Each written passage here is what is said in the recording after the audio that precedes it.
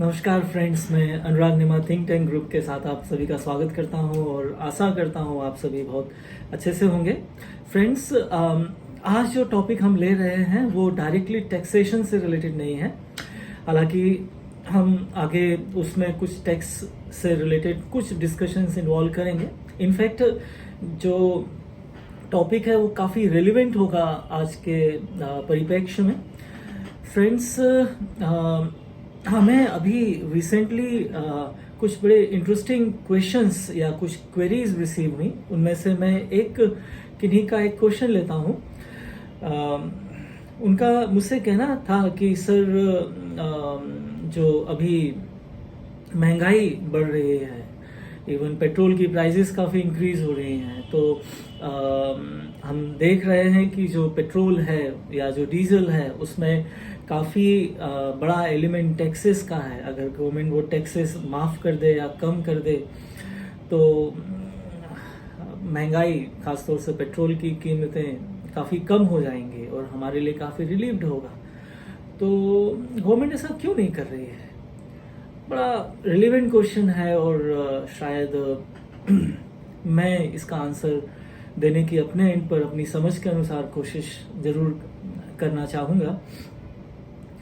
आप सभी से मैं रिक्वेस्ट करूंगा कि थोड़ा इस डिस्कशन को थोड़ा ध्यान से और गंभीरता से सुने, खासतौर से जो यंग लोग हैं, जो क्वेश्चनर हमारे हैं, जिन्होंने ये क्वेश्चन रेज किया है, वो भी he is around 25 year old person, graduate हैं और अपना कुछ करना प्लान कर रहे हैं।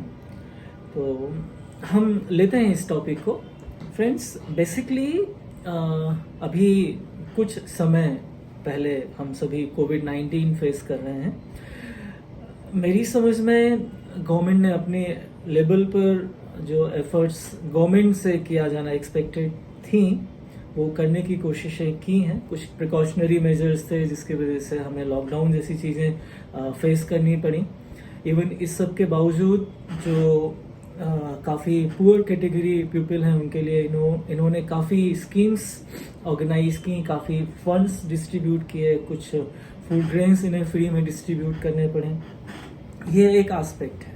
ओके, साइड बाय साइड हम सभी जानते हैं कि still we are developing nation. अभी हमारे काफ़ी सारे प्रोजेक्ट्स हैं जो चल रहे हैं और ये काफ़ी ज़रूरी भी हैं हमारी कंट्री की ग्रोथ के लिए, हमें स्टेबल बनाने के लिए।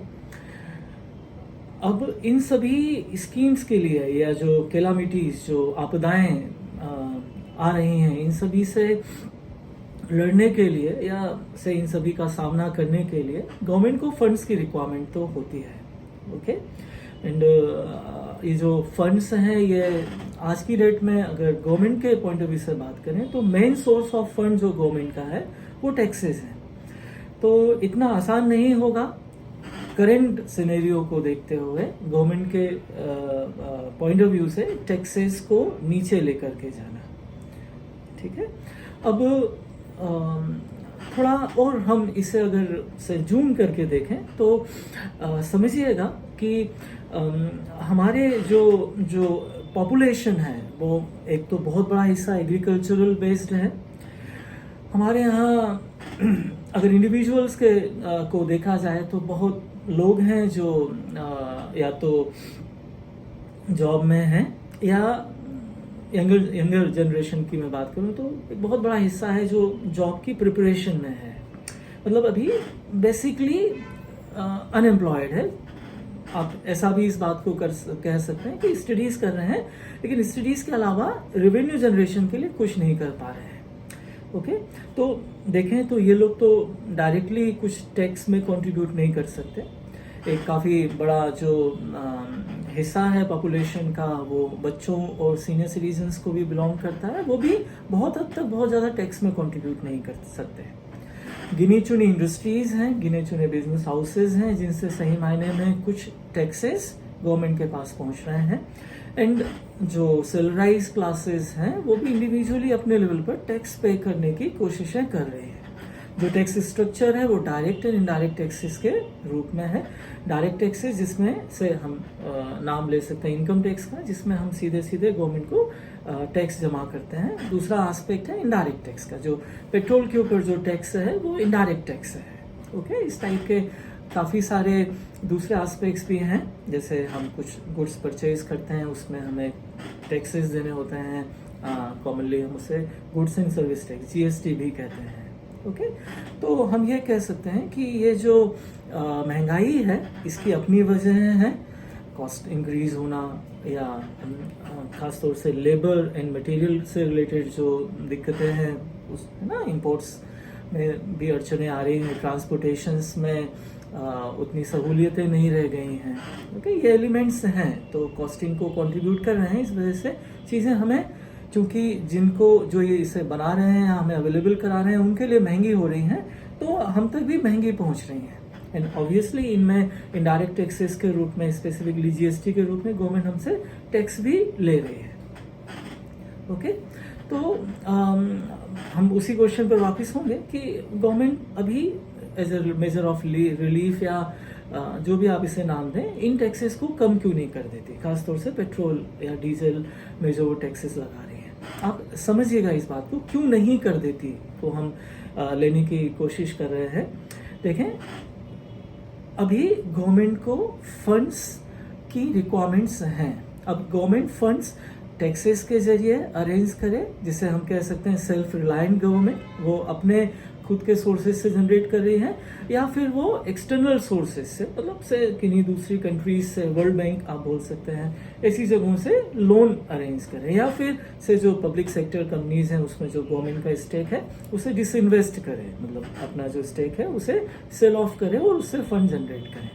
अगेन से कहीं से बोरो करना, किन्हीं दूसरी कंट्रीज से या वर्ल्ड बैंक से लोन लेना अपने आप में कुछ प्रॉब्लम्स लेकर आता है, इंटरेस्ट देना है, प्लस हम बहुत सारी जगहों पर नेगोशिएशन करने की पोजीशन में नहीं रह पाते। बहुत कुछ डिप्लोमेटिकल एस्पेक्ट्स हैं जिसमें हमें काफ़ी जूझना या समस्याओं को फेस करना पड़ता है, तो वो एक अवॉइड करने वाली चीज़ है।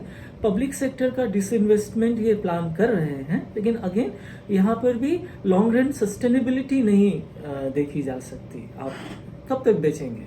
ओके, सेल्फ रिलायंट के लिए जरूरी है कि गवर्नमेंट टैक्सेस लें एंड उस पैसे से कुछ जो वो करना चाह रहे हैं ग्रोथ के लिए या डेवलपमेंट के लिए वो कर पाए। ओके, ये तो एक एस्पेक्ट हुआ। अभी के सिनेरियो में इनके लिए मेरी समझ में गवर्नमेंट के लिए टैक्सेस कम कर पाना शायद उतना आसान नहीं है। ओके, अब हम ये तो कुछ प्रॉब्लम्स हुई जिनके हम बात कर रहे हैं, हम कुछ सॉल्यूशंस अगर लेकर के आए, जैसे जिन्होंने हमारे जो क्वेश्चनर हैं उनका जो क्वेश्चन है उसे अगर मैं सही मायने में एड्रेस करने की कोशिश करूं। देखें, से एक तरीका है कि हम गवर्नमेंट को सेल्फ रिलायंट बनाने की कोशिश करें।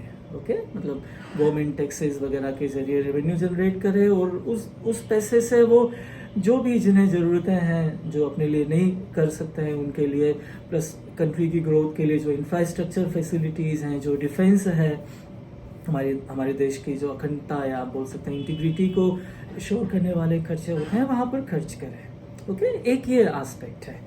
फाइन, इस एस्पेक्ट में भी काफ़ी दिक्कतें, काफ़ी अड़चने हैं, क्योंकि जो टैक्स पेयर्स हैं उनके ऊपर बर्डन्स तो हैं, प्लस प्रॉब्लम क्या है कि वो बर्डन बहुत ज़्यादा शेयर्ड भी नहीं है। ओके, मतलब जो लोग टैक्स दे रहे हैं वो कंपेरेटिवली ज़्यादा दे रहे हैं, जो लोग नहीं दे रहे हैं वो शायद आगे भी देना प्लान नहीं कर रहे हैं। ओके, तो अभी जो लोग एग्जिस्टिंग टैक्स पेयर्स हैं, नेचुरली अगर उनके बर्डन शेयर नहीं होंगे तो उनके ऊपर लगने वाले जो कर की राशि है, जो टैक्स का अमाउंट है, वो इंक्रीज होगा। या हम सॉल्यूशन के नज़दीक हैं, शायद आप मुझे फॉलो अगर कर रहे हो तो एक ऑप्शन है, एक सॉल्यूशन है इसका। हम खुद अगर स्वयं को, है ना, सेल्फ रिलायंट बनाने की अगर कोशिश करें, नंबर ऑफ एम्प्लॉयमेंट ज़्यादा जनरेट हो हमारे थ्रू, ना कि गवर्नमेंट के थ्रू। ओके, अगर हम खुद कुछ बिजनेसेस या कुछ ऐसी एक्टिविटीज़ प्लान करें जिससे हम सेल्फ रिलायंट हो, हम स्वयं को रोजगार दें, और अगर पॉसिबल हो तो हम दूसरों को भी एम्प्लॉयमेंट्स दें। तो ओके, इससे जो ओवरऑल बेनिफिट्स होंगे वो हम पॉइंट आउट कर सकते हैं, लिस्ट डाउन कर सकते हैं। सबसे बड़ा बेनिफिट तो गवर्नमेंट का बर्डन हम कहीं ना कहीं कम कर रहे होंगे। ओके, प्लस चूंकि हम खुद रेवेन्यू जनरेट कर रहे होंगे, कहीं ना कहीं हम इस पोजीशन में होंगे, हम जमा करेंगे या नहीं करेंगे वो बात की बात है, हम इस पोजीशन में होंगे कि हम गवर्नमेंट को टैक्स देंगे। ओके, अगर हम टैक्स देंगे तो लॉन्ग रन में जो ऑलरेडी टैक्स पे कर रहे हैं, गवर्नमेंट के जो खर्चे हैं वो तो स्पेसिफाई हैं, उनको ओवरऑल अमाउंट्स चाहिए। वो अमाउंट्स अगर उतने ही रहे, नंबर ऑफ टैक्स पेयर्स बढ़ जाएं, तो कहीं ना कहीं गवर्नमेंट टैक्स रेट्स कम कर सकती है। या जो हम बात कर रहे हैं पेट्रोल या ऐसे दूसरे प्रोडक्ट्स हैं जिन पर टैक्स रेट्स काफ़ी ज़्यादा हैं, इस वजह से महंगे भी हैं, इन्हें टैक्स रेट कम करके सस्ता करने का प्रयास भी कर सकते हैं। ओके, पहला बेनिफिट। प्लस दूसरा से हम जो लोग जॉब या दूसरी जगहों के लिए प्रिपरेशंस में लगे हुए हैं, उनका भी जो कंपटीशन है वो कहीं ना कहीं कम कर रहे होंगे, तो वहाँ पर भी वो लोग ज़्यादा रिलैक्स्ड होकर या कम स्ट्रेस फील करते हुए अपनी प्रिपरेशंस कर पाएंगे। प्लस हम अपने एंड पर कुछ अच्छी एम्प्लॉयमेंट अपॉर्चुनिटीज़ अगर जनरेट करते हैं तो हम दूसरे लोगों को भी एम्प्लॉयमेंट देंगे, जो अगेन उस सर्किल को फॉलो कर पाएगी, जो हो सकता है गवर्नमेंट को टैक्स किटी में कंट्रीब्यूट कर पाए, जो ओवरऑल सोशल जो बर्डन्स हैं उसे कम कर पाए, या एंड अगेन वो कुछ अपनी फैमिली के लिए या अपने से जुड़े हुए लोगों की एजुकेशन के लिए कुछ अच्छा कर पाए, जिससे ओवरऑल ये चीज़ एक दिन में तो नहीं होगी, लेकिन यस ओवरऑल लॉन्ग रन में कहीं ना कहीं गवर्नमेंट का जो टैक्स कलेक्शन पर डिपेंडेबिलिटीज हैं गवर्नमेंट की, जो कर कलेक्ट करने पर निर्भरता है, वो कहीं ना कहीं कम करने में भी हेल्प करेगी। तो मैं यहाँ पर अगर मुझसे कोई सॉल्यूशन मांगता है, मैं पॉलिटिकल पर्सन नहीं हूँ, मैं किसी दूसरे पर ब्लेम करना भी उचित नहीं समझता, भले ही वो गवर्नमेंट हो, भले ही किसी भी पार्टी की गवर्नमेंट हो, हम वहाँ ब्लेम कर कर अपना और दूसरों का समय और है ना एनर्जी शायद खराब कर रहे होंगे। हम जो कर सकते हैं, इवन मैं ये कहूँगा, मैं जो कर सकता हूँ, मैं आपको शायद एक हिंट दे सकता हूँ, एक छोटा मोटा एक आइडिया दे सकता हूँ कि ये भी एक सॉल्यूशन है जिस पर हमें ध्यान देना चाहिए। इवन मैं यहाँ पर 2-3 चीज़ें हैं जो शायद मैं हमारे जो कमिंग वीडियोस हैं उसकी मैं कहीं ना कहीं भूमिका बना रहा हूँ, या मैं कहीं कुछ बेस भी क्रिएट कर रहा हूँ। हमारे यहाँ पर गवर्नमेंट का एक स्पेसिफिक डिपार्टमेंट है। हम अगर ब्रॉडन टर्म में बात करें तो एक स्पेसिफिक मिनिस्ट्री है, that is ministry of commerce and industry. इनका एक स्पेसिफिक डिपार्टमेंट है, दैट इज उद्योग संवर्धन एवं आंतरिक व्यापार विभाग। इंग्लिश में अगर मैं इसे कहूँ, it is department for promotion of industry and internal trade. Okay, इन्होंने एक स्टार्टअप इंडिया करके एक प्रोजेक्ट मैं इसे कहूँ या एक स्कीम शुरू की है। इवन लॉन्ग बैक इन्होंने 2016 में ये स्कीम लॉन्च की है। इवन गवर्नमेंट ऑफ इंडिया की उद्योग कौशल विकास स्कीम्स भी चल रही हैं। ये सारी स्कीम्स जो एफर्ट्स की जा रही हैं वो टारगेट कर रहे हैं सेल्फ एम्प्लॉयमेंट जनरेट करने के लिए, जो लॉन्ग रन में अगर मैं इसे मैक्रो लेवल पर कहूँ तो सभी के लिए हितकर होंगे। जो है वो यह है कि सबसे पहली बात, हमें ये ऐसी स्कीम्स हैं मालूम हो, प्लस इन स्कीम्स के लिए हम एलिजिबल हैं या नहीं हैं इस पर थोड़ा ध्यान दिया जाए, और अगर हम एलिजिबल हैं तो कुछ प्रयास किए जाएं। हमारे जो पूर्वज हैं उन्होंने एक बहुत अच्छी बात कही है, उद्यमेन ही सिद्ध्यन्ति कार्याणि ना मनोरथ है। केवल परिश्रम से, उद्यम से ही हमारे जो मनोरथ हैं वो सिद्ध हो सकते हैं। केवल अगर हमने सोचा है, केवल हमने मनोरथ से सपने देखे हैं, हम अगर प्रयास नहीं करेंगे तो वो पूरे नहीं होंगे।